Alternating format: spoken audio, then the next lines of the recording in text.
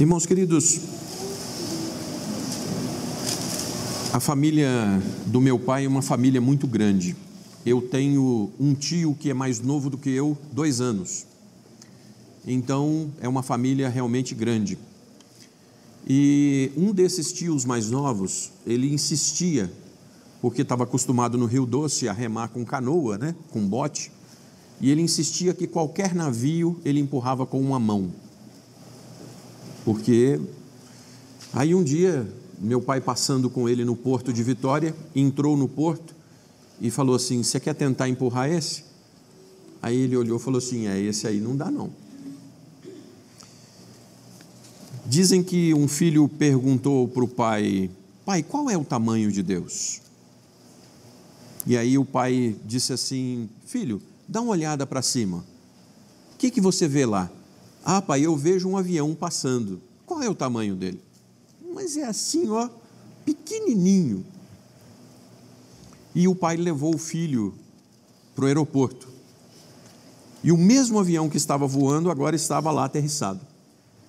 E aí ele perguntou para o filho: filho, qual é o tamanho desse avião? Pai, esse é enorme, hein? Aí o pai respondeu: filho, o tamanho de Deus, para nós, depende da distância que nós estamos dele. Quanto mais longe de Deus, menor ele será, mais insignificante para a nossa vida. Mas quanto mais próximos de Deus nós estivermos, mais nós o conheceremos, mais ele transformará a nossa vida. Nesse texto, peço ao presbítero Ricardo então que leia os versos 1 e 2, por favor.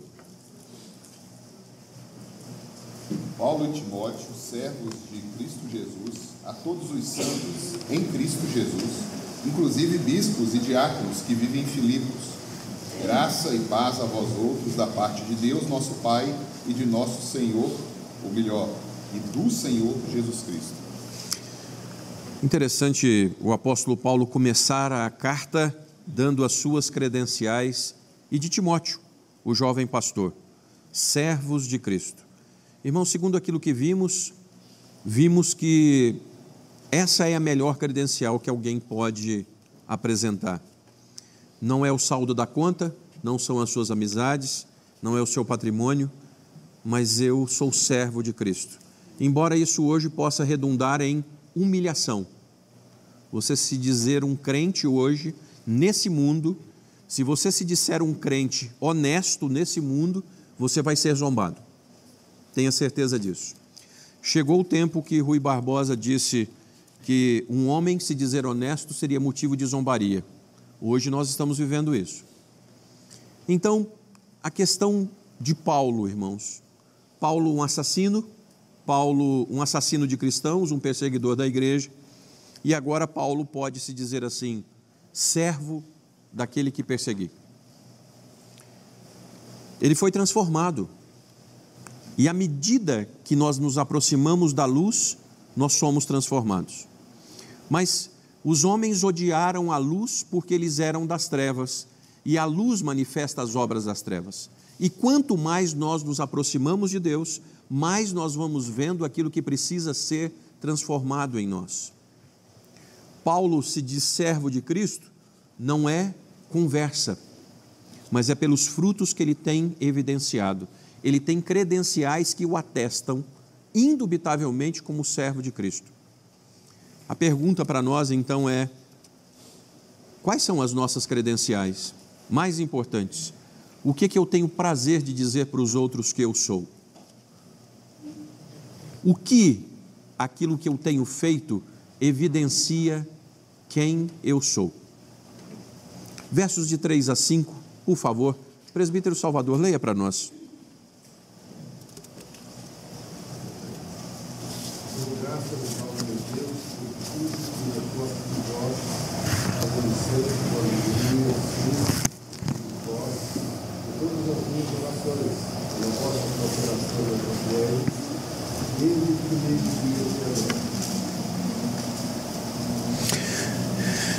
Paulo tem um dos frutos evidenciando o ser servo de Cristo. Paulo tem uma vida de oração. Paulo está orando sempre. Se Filipenses é a carta da alegria, vocês vão ver quantas vezes Paulo diz assim: eu orei, eu oro, eu estou orando. Paulo tem esse diferencial que o atesta como servo de Cristo. Oração, então, tem duas vias, irmãos. Oração não pode ter uma via só. E nessa época de crentes que não têm frutos, que são um desserviço, quando eles dizem que são crentes, os crentes verdadeiros, eles manifestam na sua oração súplica, mas eles manifestam ações de graça. Aqueles crentes que por acaso só ficam pedindo, via de regra, são pessoas que precisam ainda se converter, porque é impossível que você não tenha gratidão a Deus por tudo aquilo que Ele tem te dado. Então, nas credenciais de uma pessoa que se aproximou de Deus, ele manifesta uma vida de oração contínua, não por ele mesmo, mas pelas pessoas do entorno, pelas autoridades, pelo país. Existe um desinteresse quando nós cremos de verdade que somos servos de Cristo. Minha vida está entregue nas mãos dele. A cruz me faz ver eleição incondicional, a cruz me faz ver total provisão de Deus e a cruz me faz ver perseverança até o fim. E isso tudo por obra de Cristo. Paulo dá graças pelos irmãos filipenses, por eles serem bênção na vida dele. Meu irmão, alguém agradeceria a Deus hoje pela sua vida ser de bênção na vida dele? Alguém intercederia a Deus dizendo: Senhor, abençoe porque me tem abençoado? Bom, verso de número 6, por favor, presbítero Cirlândio. Estou plenamente certo de que aquele que começou boa obra em vós há de completá-la até o dia de Cristo Jesus. Esse é um dos versos mais fabulosos. Ontem à noite, num culto na casa de uma irmã, nós cantamos: que segurança tenho em Jesus.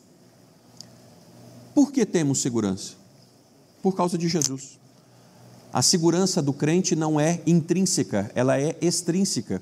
Nós temos segurança por aquilo que foi feito fora de nós e não por aquilo que está nas nossas forças, no nosso braço, na nossa capacidade. Eu estou plenamente certo, Paulo afirma àqueles irmãos, que Deus não é de brincadeira. Se Ele começou uma obra na sua vida, Ele vai terminar essa obra. A despeito de você, Ele vai terminar essa obra. Isso é ser crente, irmãos. Isso é crer em Deus, não naquilo que nós podemos fazer. Irmãos, como é que nós vencemos o mundo? Olhando para os problemas? Olhando para as impossibilidades? Aquilo que é impossível ao homem é possível para Deus. O autor aos Hebreus deixa claro, 12, 1 e 2, olhando firmemente para o autor e consumador da fé. É assim que nós vamos caminhando e vencendo. Do contrário, nós vamos ficar à margem do caminho, porque ao invés de focar no Salvador, nós ficamos olhando para o tamanho das ondas, para o tamanho das dificuldades. Olhe para o autor e consumador da fé. Queridos, versos 7 e 8, Diácono José, por favor. Aliás, é justo que eu assim pense de todos vós, porque o estrago do coração, seja nas minhas algemas, seja na defesa e confirmação do Evangelho, pois todos sois participantes da graça comigo, pois minha testemunha é Deus na saudade que tenho de todos vós, na eterna misericórdia de Cristo Jesus. Amém. No passado, Paulo estava livre. Agora, ele diz assim: eu estou preso, eu estou em algemas. Mas Paulo cita a alegria nessa carta. Deus é a sua testemunha, como ele sente saudades dos irmãos que fizeram tão bem para ele. Isso dá alegria para ele. Uma pessoa que vive procurando motivos para ser alegre. Nós estamos vivendo um tempo onde os crentes vivem motivos para poder ficar reclamando de tudo e de todos à sua volta. Tem um troço errado, irmãos. Crente que não manifesta alegria no Senhor, sonde-se. Que Deus é esse? Que vale esse Deus se a sua vida Bom, o Senhor Jesus, em João 10:10, né? O diabo veio para roubar, matar e destruir, mas eu vim para que tenham vida e vida. Aí você olha para o indivíduo, para o tal do crente, a boca é murmurar o dia inteiro, é insuportável você ficar do lado dele. Que Deus é esse que o sujeito está servindo? Bom, irmãos, Paulo agradece por aqueles irmãos pelas bênçãos. É motivo de alegria lembrar de um irmão que te abençoou, que ao invés de usar aquela palavra afiada para te machucar, foi sempre bênção. E o Senhor Jesus vai dizer assim, Mateus 25, de 34 a 40, então dirá o rei aos que estiverem à sua direita, vinde benditos de meu Pai, possuí por herança o reino que vos está preparado desde a fundação do mundo, porque tive fome e deste-me de comer, tive sede e deste-me de beber, era estrangeiro e hospedaste-me, estava nu e vestiste-me, adoeci e visitaste-me, estive na prisão e foste-me ver. Então os justos lhe responderão, dizendo, Senhor, quando te vimos com fome e te demos de comer? Ou com sede e te demos de beber? E quando te vimos estrangeiro e te hospedamos? Ou nu e te vestimos? E quando te vimos enfermo ou na prisão e fomos ver-te? E respondendo, o rei lhes dirá, em verdade vos digo que quando o fizestes a um dos meus pequeninos irmãos, a mim o fizestes. Diácono André, por favor, leia Gálatas 6:10 de pé, por favor. Diácono Edson, abra para nós 1 de Timóteo 5:8, por favor. Gálatas 6:10. Por isso, enquanto tivermos oportunidade, façamos o bem a todos, mas principalmente aos da família da fé. Principalmente aos da família da fé. 1 de Timóteo 5:8, por favor. Ou 1 a Timóteo. Olha, se alguém não tem cuidado dos seus, e especialmente os da própria casa, tem negado a fé, e é pior do que o desdém. Paulo está dando graças porque a igreja manifestou cuidado com ele, pastor da igreja. Irmãos, o texto bíblico diz assim, olha, você deve fazer o bem a todos, priorizando aos da família da fé. Irmãos, vocês sabem uma das maiores estupidezes que nós fazemos é bater nas pessoas que nós mais deveríamos amar. Dentro de casa, você bate mais nas pessoas de dentro do que de fora. Você deveria amar muito mais os de dentro do que os de fora. Na igreja do Senhor, nós batemos nas pessoas que nós deveríamos ser gratos, nós batemos naqueles que nós deveríamos amar, que tem tanto feito por nós. E aí o Senhor Jesus disse assim, olha, Deus não fica devedor de ninguém. Se você deu um copo d'água a um pequenino meu, não é de fora, irmãos. Esse texto do final dos tempos é Jesus dizendo da igreja que faz bem aos da igreja. Irmãos queridos, existe um projeto nessa igreja chamado Pratas da Casa. O que é Pratas da Casa? Existem pessoas aqui que fazem salgados como ninguém. Existem pessoas aqui que fazem bolo como ninguém. Existem pessoas aqui que pintam casa como ninguém. Existem pessoas aqui que têm Uber. O preço é o mesmo, a qualidade é a mesma. Eu tenho que dar prioridade ao meu irmão. Eu tenho que começar a fazer o bem pelo meu irmão. Ou a Escritura diz assim, nós somos piores do que os infiéis. Porque se nós não amamos os de casa, eu posso fazer o meu irmão agradecer, dizer assim, Deus, muito obrigado. Hoje fulano me fez bênção, ele acionou os meus serviços. Eu posso trazer alegria por isso, e eu nego fazer isso, irmãos. Versos de 9 a 11. Seu Jaime, por favor, leia o 9, Presbítero Domingos o 10 e o Paulinho o 11, por favor. E também faço esta oração, que o vosso amor aumente mais e mais em pleno conhecimento e toda a percepção. Para aprovar-nos as coisas excelentes e singêneros, inculpáveis para o dia de Cristo, cheios do fruto de justiça, o qual é mediante Jesus Cristo, para a glória e louvor de Deus. Paulo está orando de novo por santificação na vida dos filipenses. Paulo está orando de novo. O modelo da igreja, irmãos, é Paulo quando ele diz assim: sede, pois, meus imitadores, quando eu sou de Cristo. O Senhor Jesus Cristo orava muito. Eu preciso te perguntar o quanto você tem orado? Irmãos, Deus permanece no mesmo lugar, Ele é imutável. Ele é imutável. A ilustração do avião é muito boa, só que é um movimento contrário. O menino teve que esperar o avião descer para chegar perto. Nós, os cristãos, nos aproximamos de Deus por obra de Deus, porque Ele permanece no mesmo lugar. Somos nós que vamos nos distanciando. E aí, às vezes, dizemos assim: será que Deus está ouvindo as orações? Mas foi Deus que deixou de ouvir? Ou você que deixou de buscar? Ou você que está vivendo em pecado que não muda?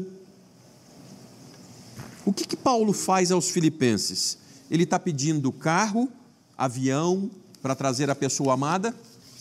Não, irmãos. Paulo está pedindo que eles tenham o amor aumentado. De verdade, quando é que você orou para que o amor seja aumentado? Na sua casa. Quando é que você orou para que o amor de Deus seja aumentado na sua família? Quando é que você orou para que o amor de Deus seja aumentado na sua igreja? Irmãos, às vezes nós desviamos o foco. Porque lá em casa vai melhorar quando nós passarmos a ganhar mais. Não é o quanto, mas é o como. Irmãos. Então, a nossa fé não é que as coisas resolvem, mas é Deus que resolve. O apóstolo João, na primeira epístola, 4:18, ele diz assim: porque o verdadeiro amor lança fora o medo. Ora, o medo produz tormento. Irmãos, nós estamos precisando orar para que Deus aumente em nós o verdadeiro amor, porque a falta desse amor tem produzido tormento em nós. A falta de crermos no amor de Deus. Bem, quem foca no amor de Deus vai em frente, porque é o melhor da vida, segundo o verso de número 10. E no verso de número 11, quem foca no amor de Deus produz frutos, irmãos. Produz frutos. Então, certa vez eu ouvi a pregação de um presbítero na igreja presbiteriana da Pampulha, que eu aprendi tremendamente. Ele disse do púlpito da igreja, diz assim: se você tem dúvida sobre o que você vai fazer, faça uma pergunta antes: o que eu vou fazer é por amor? Porque se não for por amor, não faça. E é verdade. Então Paulo está dizendo assim: crentes filipenses, eu estou orando para que o amor seja aumentado em vocês, que a percepção desse amor seja aumentada em vocês. Queridos, nós temos falado muito sobre produzir frutos nessa igreja. Mateus 12:33, pelo fruto se conhece a árvore. Tem jeito. Qual é o fruto que você está produzindo? No Sermão do Monte, produzir frutos dignos, de justiça, de arrependimento. Produzam frutos. Fruto vem só por meio de Cristo Jesus. Se você for a Provérbios, Cristo é sabedoria. 1 aos Coríntios 1, 29 e 30, a sabedoria é Cristo. Quando nós dizemos assim: eu estou precisando de sabedoria, você está precisando de Cristo na sua vida. Eu estou precisando de amor, você está precisando de Cristo na sua vida. Eu estou precisando produzir frutos, você está precisando de Cristo na sua vida. De verdade, então, no silêncio do seu coração, Tenha coragem de dizer: Senhor, eu quero frutificar, eu preciso frutificar.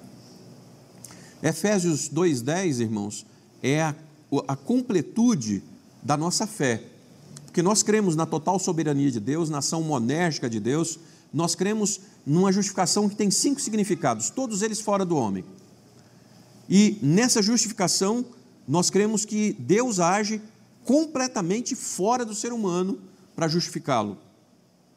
Então nós gostamos de dizer: porque pela graça sois salvos mediante a fé, isso é dom de Deus, não de vós, para que ninguém se glorie, mas nós somos feitura dele, criados em Cristo Jesus, para as boas obras, as quais Deus preparou de antemão para que nós andássemos nelas. A nossa salvação tem um objetivo. Ninguém pode se dizer salvo se não está produzindo as boas obras para as quais Deus te preparou. Eu fui preparado antes da fundação do mundo. Quais são os frutos que você está produzindo? Martim Lutero diz uma frase tremenda: a lei nos leva a Cristo para a justificação, Cristo nos devolve a lei para a santificação. Santificação é ser transformado em Cristo. Eu te pergunto, por favor, o quanto você tem sido transformado em Cristo? Porque o verso de número 11 termina dizendo assim: para a glória e louvor de... O quanto a sua vida de verdade como crente está produzindo louvor de Deus. Vamos fazer o seguinte: o quanto Deus está sendo glorificado no que você tem feito, ok? Mas eu vou aprofundar um pouquinho a pergunta: o quanto Deus está sendo glorificado naquilo que você tem insistido em fazer? Porque, irmão, se nós temos errado, mas erro é acidente de percurso, é você errar, entristecer e não voltar lá mais.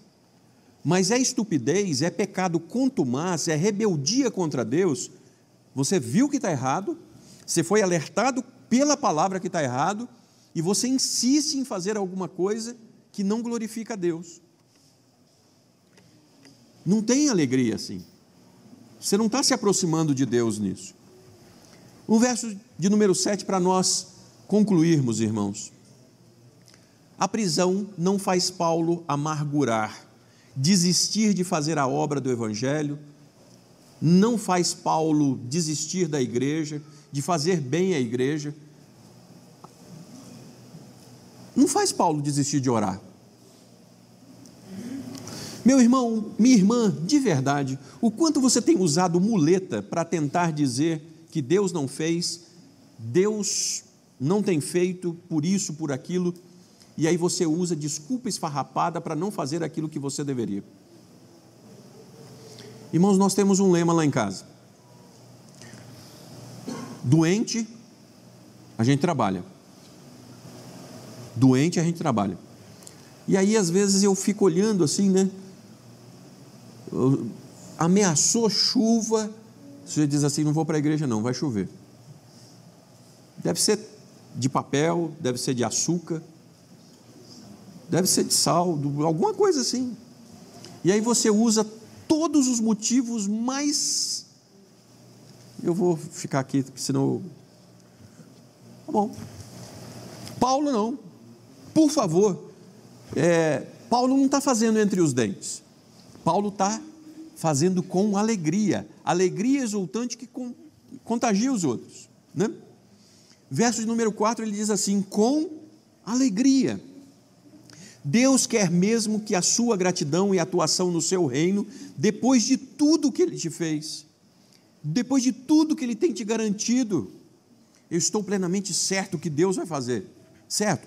Deus está fazendo. É aquela famosa frase no carro, né? Deus é fiel. Dá vontade de chegar embaixo e colar um outro adesivo. E você? É um espetáculo, né? Deus é fiel. E você? Bom, Jeremias 48:10 vai dizer uma coisa assim bem sutil: maldito, infeliz é aquele que faz a obra do Senhor relaxadamente.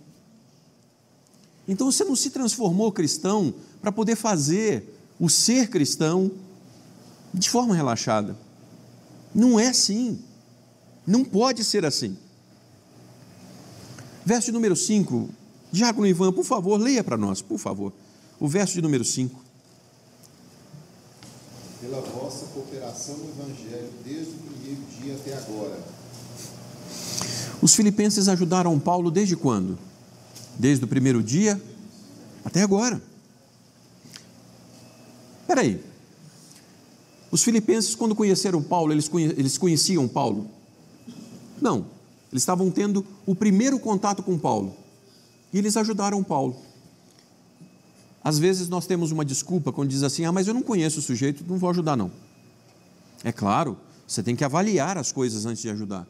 Mas isso é motivo para você não ajudar? Quando a pessoa já traz um referendo de vida com Deus, e às vezes a gente usa essa desculpa, né? Mas eu não conheço direito. Bom, agora Paulo está onde? Paulo está preso, né? E aí algumas pessoas diriam assim, mas eu não vou ajudar o missionário Paulo mais não, porque ele está preso. Não quero me envolver com isso.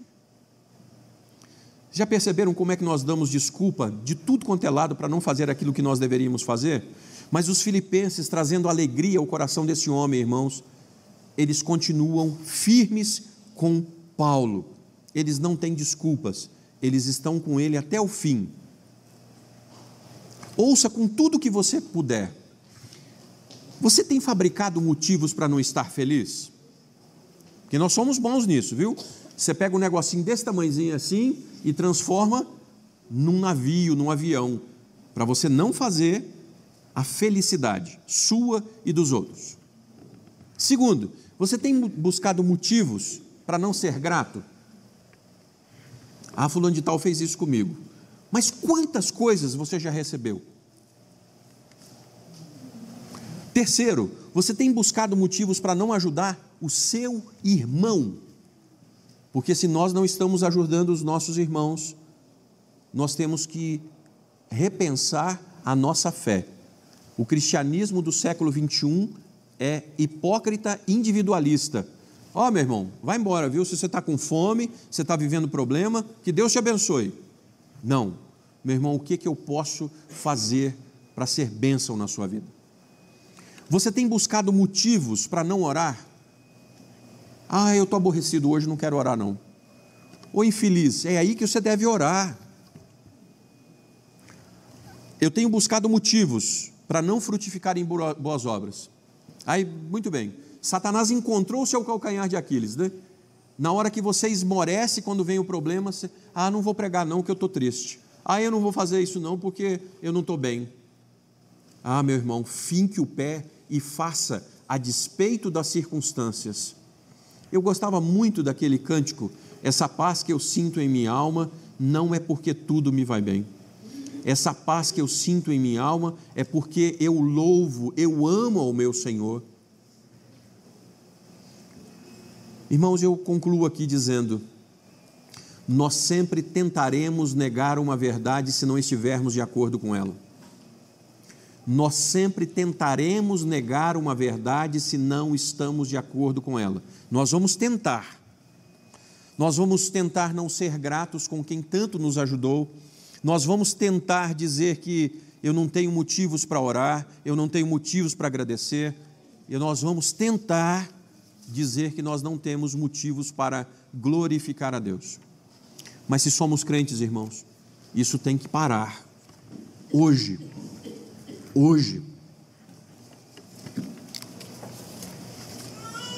Presbítero Ricardo, o senhor nos dirige a Deus numa oração, por favor?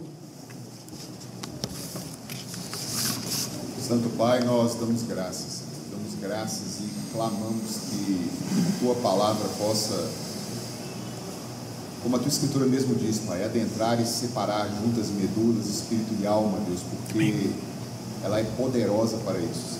Sim, Deus. Tem misericórdia de cada um que adentrou aqui, nos ajuda, Deus, e nos transforma, Pai, a semelhança de Teu Cristo, e que essa alegria que Paulo nos narra, essa maravilhosa carta, possa fazer parte da nossa essência, Deus. Amém.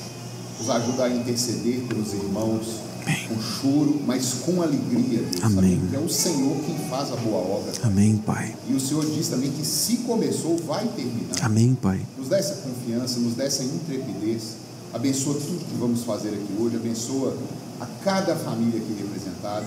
Amém. E nos conduza, Deus, porque o mundo é mau. A Tua palavra assim diz. Nos livra desse sistema maligno, Pai, que nós Amém. possamos nos firmar a cada dia na Tua revelação, que é a Tua Escritura. E é em nome de Jesus, Senhor, que nós bendizemos a Ti, te pedindo, continua, Deus, instruindo o Teu povo, como o Senhor mesmo prometeu. Em nome de Cristo que nós oramos. Amém. Amém.